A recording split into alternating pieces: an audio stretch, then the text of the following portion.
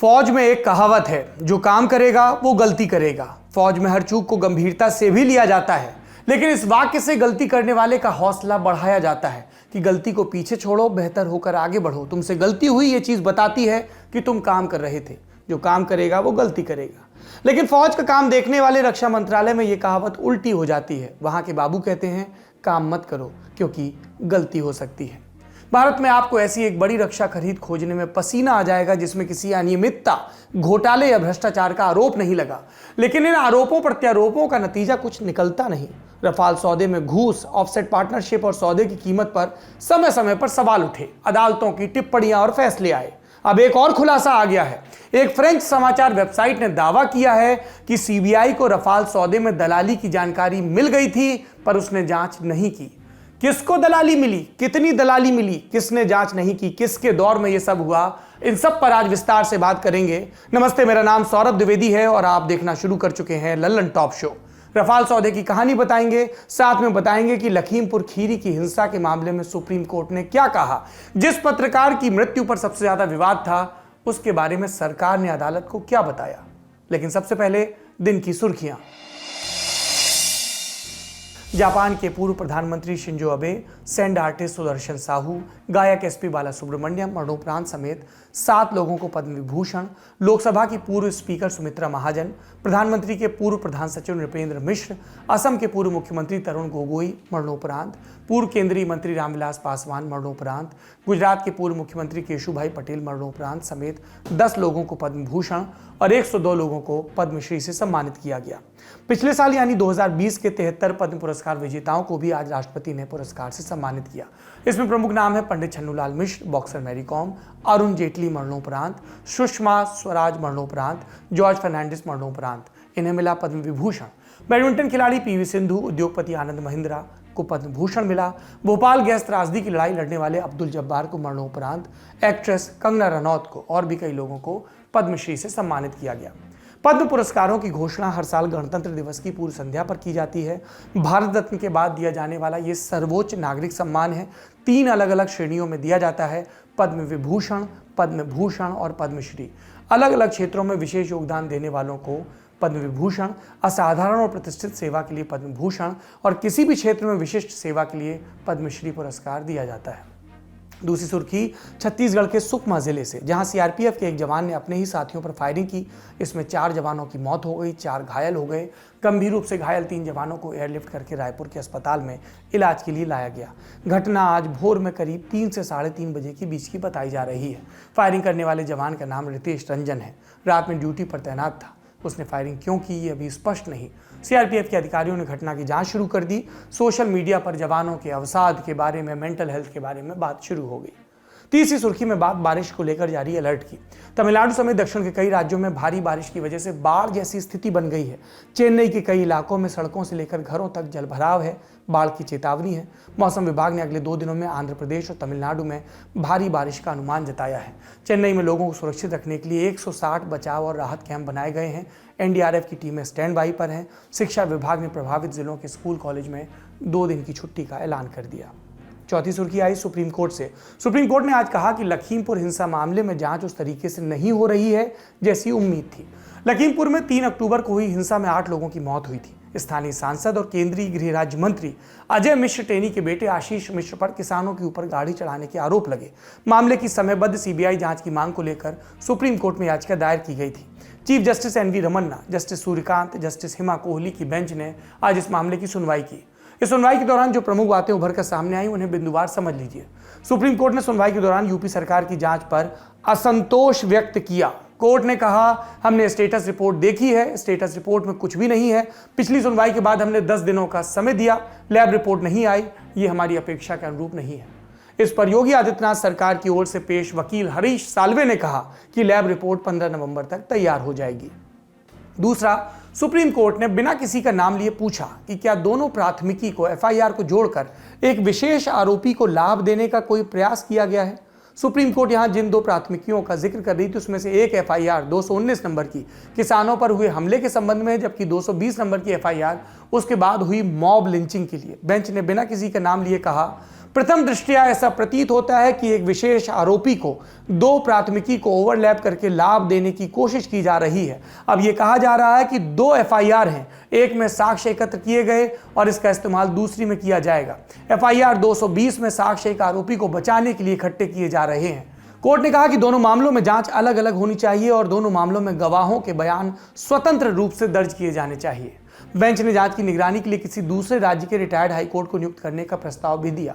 इस प्रस्ताव के पीछे कोर्ट की मंशा यह सुनिश्चित किया जा सके कि दोनों मामलों के सबूतों में ओवरलैपिंग ना हो। सिर्फ प्रस्ताव ही नहीं दिया, बेंच ने जस्टिस राकेश जैन और जस्टिस रंजीत सिंह के नाम भी सुझाए, जो पंजाब व हरियाणा हाईकोर्ट के रिटायर्ड जज हैं। यूपी सरकार की ओर से पेश वकील हरीश साल्वे ने कोर्ट की ओर से दिए सुझावों पर राज्य सरकार से निर्देश प्राप्त करने के लिए वक्त मांगा है। यूपी सरकार की तरफ से बात करते हुए हरीश साल्वे ने आज कोर्ट में साफ किया एक और बात कि पत्रकार रमन कश्यप की मौत गाड़ी से कुचलने की वजह से हुई थी। साल्वे ने कहा, पत्रकार को पहले आशीष मिश्र के साथ माना गया था, लेकिन फिर यह देखा गया कि किसानों के साथ कार ने उसे भी कुचल दिया था। 3 अक्टूबर को हुई हिंसा के बाद इस बात पर जोर दिया गया था कि पत्रकार रमन की हत्या किसानों ने पीट पीट के की। हालांकि रमन का परिवार शुरू से यह कह रहा था कि रमन की मौत गाड़ी से कुचलने की वजह से हुई और हत्या का जिम्मेदार आशीष मिश्र है। हिंसा में मारे गए बीजेपी कार्यकर्ता श्याम सुंदर की पत्नी रूबी देवी, उन्होंने भी एसआईटी जांच के प्रति अविश्वास जताया। रूबी देवी की ओर से पेश वकील अरुण भारद्वाज ने यूपी पुलिस के साथ श्याम सुंदर की तस्वीर दिखाते हुए दावा किया कि ये तस्वीर उनकी मृत्यु से कुछ समय पहले की है। भारद्वाज ने कहा कि श्याम सुंदर की मौत पुलिस हिरासत में हुई, इसकी सीबीआई जांच होनी चाहिए। बेंच ने भारद्वाज को यह कहते हुए फोटो दिखाने से मना कर दिया कि अदालत मामले की जांच नहीं कर रही। बेंच ने कहा, सीबीआई हर चीज का समाधान नहीं हो सकती। आज की सुनवाई के बाद कोर्ट ने कहा, हमने यूपी सरकार को जांच को लेकर कुछ सुझाव दिए हैं कि कैसे जांच की जानी चाहिए, जिस पर यूपी सरकार की ओर से पेश वकील हरीश साल्वे ने कुछ वक्त मांगा है। अगली सुनवाई 12 नवंबर को होगी। ये सारे इनपुट्स हमें मिले कानूनी मामलों की खबर या वेबसाइट लाइव लॉ से। ये थी आज की सुर्खियां। अब चलते हैं दिन की बड़ी खबर की तरफ। रफाल। पिछले 6 साल में हम इस शब्द को इतनी बार और इतनी तरह से सुन चुके हैं कि अब इसका कोई एक अर्थ नहीं रह गया। लड़ाकू विमानों के घटते स्क्वाड्रन से परेशान वायुसेना के लिए रफाल ऑक्सीजन है। 36 नए विमान, नई तकनीक जो देश की रक्षा के काम में लगाई जाएगी। मुद्दों की कमी से जूझती राजनीति के लिए रफाल वो झुंझुना है जो कभी भी कैसे भी बजाया जा सकता है। देश की रक्षा, सेना का सम्मान, पाकिस्तान, चीन, बालाकोट, विषय कोई भी हो, बात में रफाल उड़ाया जा सकता है। और हर चीज से परेशान देश की आम जनता के लिए रफाल है एक पहेली जिसे सुलझाने का अब कोई तरीका बाकी रह नहीं गया। लोग नहीं जानते कि रफाल का सौदा ठीक तरीके से हुआ या नहीं। वायुसेना जो चाहती थी वो उसे मिला या नहीं मिला। जितना पैसा हिंदुस्तान जैसे विकासशील देश ने खर्च किया वो सही जगह लगा या नहीं लगा। और इस पूरे खेल में उद्योगपतियों, राजनेताओं और दलालों ने दलाली खाई या नहीं खाई। सुप्रीम कोर्ट का एक फैसला जरूर है जिसमें सौदे को क्लीन चिट दे दी गई है, लेकिन इस मामले में खुलासों का सिलसिला अभी तक थमा नहीं है। फ्रांस में खोजी पत्रकारिता करने वाली वेबसाइट मीडिया पार्ट ने अपनी एक रिपोर्ट में दावा किया है कि रफाल बनाने वाली कंपनी दासो एविएशन ने सौदे के एवज में कम से कम 65 करोड़ रुपए की दलाली खिलाई, लेकिन भारतीय एजेंसियों ने इसकी जांच नहीं की। हम दलाली वाले एंगल पर इस सबसे नए खुलासे पर आएंगे, लेकिन पहले संक्षेप में समझ लेते हैं कि रफाल सौदा क्या है, इसे कैसे अंजाम दिया गया, दलाली किस दौर में दी गई और किस दौर में उसकी जांच से इनकार किया गया। वायुसेना के लिए एक नए और उन्नत लड़ाकू विमान की खरीद का विचार आया कारगिल की लड़ाई के बाद। अटल बिहारी वाजपेयी के प्रधानमंत्री रहते हुए एक प्रस्ताव बना। सोचा गया कि 126 मिराज 2000 फाइटर जेट खरीदे जाएं। मिराज 2000 भारतीय वायुसेना के पास पहले से थे और इन्हें भी दासो एविएशन ने ही बनाया था, लेकिन आगे चलकर इस प्रस्ताव को बदला गया। तय किया गया कि 126 medium multi role fighter jet खरीदे जाएं। अब ये medium multi role fighter jet क्या है? Medium multi role fighter jet यानी ऐसे लड़ाकू विमान जो अलग अलग तरह के मिशन पर तैनात किए जा सकें। इस सौदे में 126 के आंकड़े का महत्व यह था कि इतने विमानों के आने से भारतीय वायुसेना भारत के दोनों मोर्चों पर पूरी क्षमता के साथ पहरा दे पाती, पश्चिम की तरफ पाकिस्तान और उत्तर की तरफ चीन। तो ये तो हो गई 126 के आंकड़े और पाकिस्तान चीन की बात। विचार क्या था? विचार ये था कि जैसे जैसे मिग-21 और जगुआर जैसे पुराने विमान सेवा से बाहर होते, ये नए और उन्नत विमान उनकी जगह लेते। 2007 का दौर, तब तक यूपीए की सरकार आ चुकी थी, मनमोहन सिंह की सरकार। उन्होंने इन लड़ाकू विमानों के लिए रिक्वेस्ट फॉर प्रपोजल यानी कि आरएफपी जारी किया। यानी दुनिया भर की कंपनियों से कहा गया कि वो अपने अपने प्रस्ताव भेजें। 1,28,000 करोड़ की इस डील को हथियार बाजार में mother of all defence deals कहा गया। दुनिया के सारे बड़े हथियार निर्माता इसके लिए लाइन में लग गए। 2011 में भारतीय वायुसेना ने सरकार को बताया कि उसे दासो का रफाल और यूरोफाइटर का टाइफून विमान पसंद आया है, तो सरकार इनमें से कोई विमान खरीद सकती है। चूंकि दासो L1 बिडर था, यानी सबसे कम कीमत पर सौदा करने को तैयार था, तो सरकार ने 2012 में दासो से बातचीत शुरू की। सरकार चाहती थी कि दासो 18 विमान फ्रांस में बनाए और बचे 106 हिंदुस्तान एरोनॉटिक्स लिमिटेड को बनाने दे। इन 106 विमानों की कीमत और क्वालिटी कंट्रोल पर दासो और सरकार के बीच सहमति नहीं बन पाई।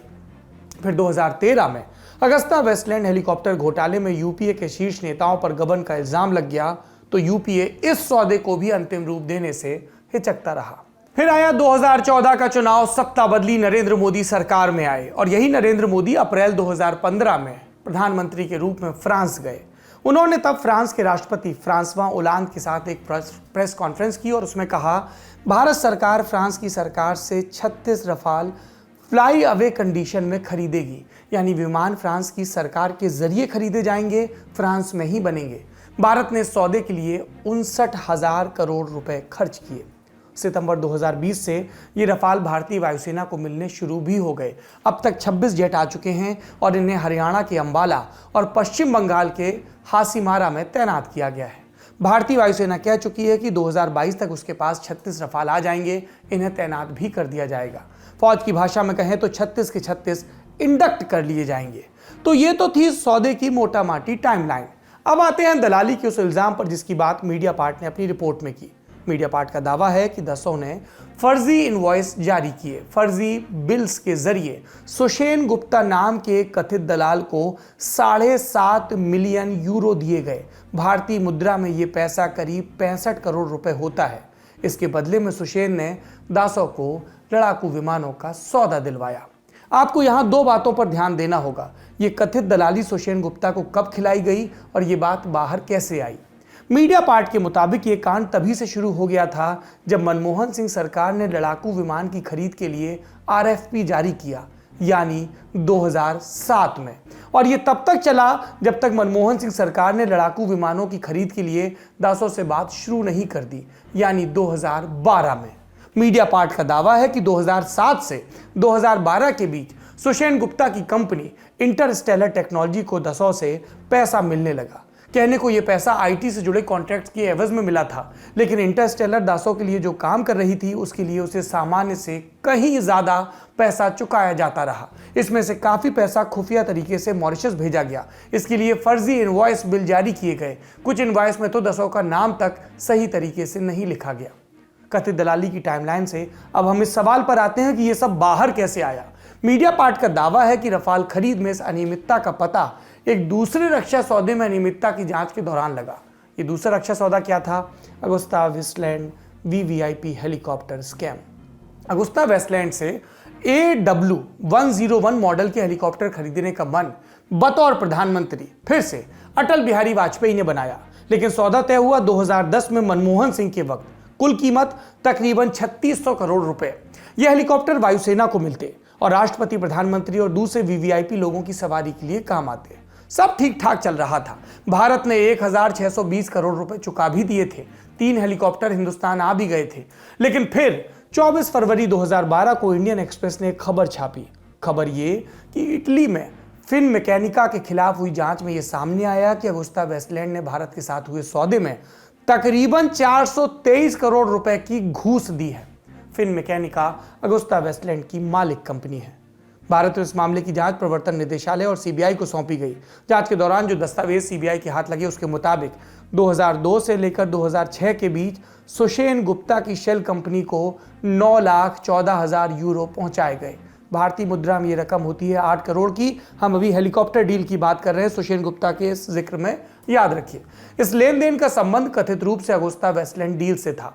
इन्हीं दस्तावेजों से यह भी पता चला कि सुषेण गुप्ता की रफाल सौदे में भी संदिग्ध भूमिका है। मीडिया पार्ट का दावा है कि ये दस्तावेज 11 अक्टूबर 2018 से सीबीआई के पास हैं, लेकिन एजेंसी ने कोई जांच नहीं की, बावजूद इसके कि महज एक हफ्ते पहले यानी 4 अक्टूबर 2018 को रफाल मामले में एजेंसी को एक आधिकारिक शिकायत मिल चुकी थी।